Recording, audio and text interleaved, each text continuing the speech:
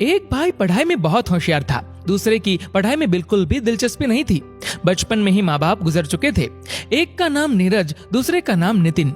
नीरज पढ़ लिख कर बड़ा आदमी बनना चाहता था, लेकिन शायद किस्मत साथ नहीं दे रही थी। अच्छी खासी डिग्री हासिल कर ली थी और दिमाग भी बहुत तेज था, लेकिन कहीं भी नौकरी नहीं मिली।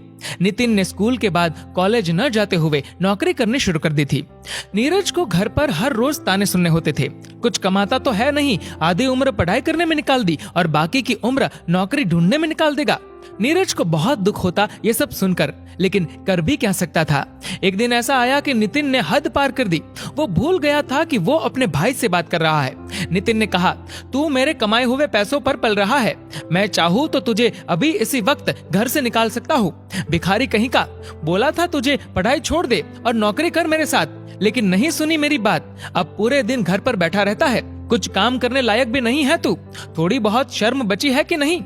नीरज का दिल टूट गया ये सोचकर कि ठीक है, बुरा वक्त चल रहा है, लेकिन एक भाई की ऐसी भाषा। बुरे वक्त में तो अपने साथ देते हैं, लेकिन यहाँ तो कुछ और ही चल रहा था।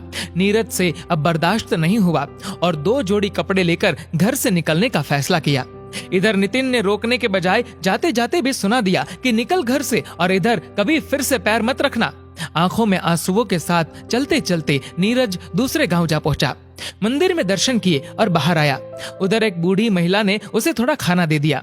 नीरज ने पूछा कि माँ जी, आपको कैसे पता मैं भूखा हूँ? बूढ़ी महिला बोली, बेटा मैं भी एक माँ हूँ और तू मेरे बेटे जैसा है। तेरा चेहरा देखकर ही समझ गई। नीरज ने अपनी कहानी उस महिला को सुनाई। महिला बोली, बेटा तू पढ़ा लिखा है ना, एक काम कर, हमारे गांव में शिक्षक नहीं है, तू इस गांव के बच्चों का गुरु बन जा। नीरज तो सोचने लगा कि भविष्य में नौकरी मिले न मिले, इधर कम से कम 2 वक्त की रोटी तो मिल ही जाएगी। गांव वालों ने पूरे सम्मान के साथ एक घर दिया और खाना तो बूढ़ी माँ ले आती थी। अब मन में वो भाव नहीं थे कि पैसे कमाकर जिस भाई ने घर से धक्का मारा है उस भाई को मुंह तोड़ जवाब देना है, लेकिन भाव ये थे कि अब सेवा करनी है और मेहनत करनी है। शिक्षक के तौर पर इतनी मेहनत की कि आसपास के शहर से बच्चे नीरज के पास पढ़ने के लिए आने लगे। शहर वाले अच्छी खासी ट्यूशन फीस दे देते थे। धीरे धीरे ये कारवा बढ़ता गया, फीस भी आती गई, बच्चे भी पढ़ लिख कर होशियार होते गए। आखिर वो दिन आ गया जिसका नीरज को इंतजार था। शहर से एक व्यक्ति मिलने आया और बहुत बड़ी जॉब ऑफर की। वो व्यक्ति बोला कि शहर में हमारी स्कूल है, क्या आप उस स्कूल के प्रिंसिपल बनना पसंद करेंगे? नीरज बहुत खुश हुआ, लेकिन 2 मिनट में ही मना कर दिया। उस व्यक्ति के होश उड़ गए। कारण पूछा तो नीरज ने कहा कि अब ये गांव ही मेरी दुनिया बन चुकी है और इस गांव को छोड़कर मैं कहीं नहीं जाऊंगा।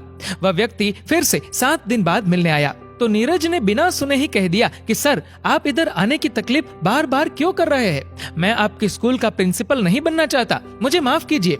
तो उस व्यक्ति ने कहा, सर आप हमारे स्कूल नहीं आना चाहते, कोई बात नहीं, लेकिन यदि स्कूल ही इधर आ जाए तो? नीरज निशब्द। कुछ देर बाद नीरज बोला कि सर, आपके कहने का अर्थ क्या है? तो उस व्यक्ति ने जवाब दिया कि मैंने आपके इस गांव में स्कूल खोलने का निर्णय किया है और निर्माण से लेकर हर चीज का खर्च मैं उठाऊंगा और वह स्कूल आपकी ही होगी। जैसा आप कहेंगे वैसी चलेगी, जैसा आप चाहेंगे वैसे नियम कायदे होंगे। नीरज मान गया। 1 साल में बहुत बड़ा स्कूल बन गया और दूर दूर से बच्चे आने लगे। अनेक राज्यों से बच्चे आए। नीरज ने सोचा भी नहीं था कि ऐसा सब कुछ हो जाएगा। उस गांव में कई लोगों को नौकरी भी मिली। नौकरी की तलाश में कई लोग आसपास के गांव से आने लगे। नीरज सभी को कुछ न कुछ काम देने लगा। एक दिन एक गरीब व्यक्ति आया और स्कूल के मैनेजर से नौकरी के लिए बात की। नीरज उस वक्त कोई काम से बाहर गया हुआ था। मैनेजर ने उस व्यक्ति से बात की और सब जानकारी ले ली। ज्यादा पढ़ाई नहीं की हुई थी तो उसे क्लर्क की नौकरी दे दी। मैनेजर ने कहा, प्रिंसिपल सर 2 दिन बाद आएंगे तो उनसे एक बार मिल लेना। ठीक 2 दिन बाद नीरज आ चुका था। क्लर्क प्रिंसिपल के ऑफिस में इंतजार कर रहा था और तभी नीरज आया। वो क्लर्क और कोई नहीं बल्कि उसी का भाई नितिन था। नितिन बोला, नीरज तू यहाँ क्या कर रहा है? अभी भी नौकरी के लिए धक्के खा रहा है क्या? देख, मैं तो इधर आया और एक झटके में नौकरी मिल गई। अभी प्रिंसिपल सर आएंगे और मेरी नौकरी पक्की हो जाएगी। तू ऐसे ही नौकरी के लिए इधर उधर भटकता रहेगा। नीरज ये सब सुनकर अंदर ही अंदर हंसने लगा। इस बार न गुस्सा हुआ न खुश हुआ, ऐसे ही सुनते रहा और चुपचाप प्रिंसिपल की कुर्सी पर जाकर बैठ गया। नितिन देखता रह गया। बोलने के लिए नितिन के पास एक शब्द नहीं। नीरज ने कहा, यदि तुम अपना अहंकार हमेशा के लिए छोड़ दोगे तो तुम्हें इधर नौकरी मिल जाएगी।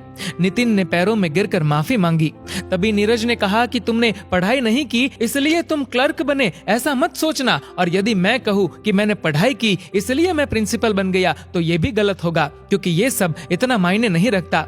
महत्वपूर्ण ये है कि तुम्हारा इरादा क्या है, तुम्हारी नीयत क्या है। नौकरी के साथ साथ नितिन को एक बहुत बड़ी सीख भी मिली कि अहंकार का फल हमेशा बुरा ही होता है। दोस्तों, इस वीडियो को लेकर आपकी क्या राय है नीचे कमेंट करके जरूर बताएगा। और अगर आपको ये वीडियो अच्छा लगा हो तो इस वीडियो को लाइक करेगा, शेयर करेगा ज्यादा से ज्यादा लोगों तक। और ऐसे ही और भी इंस्पिरेशनल वीडियोस के लिए सब्सक्राइब करें हमारे यूट्यूब चैनल को और फेसबुक पर फॉलो करें हमारे पेज को। धन्यवाद।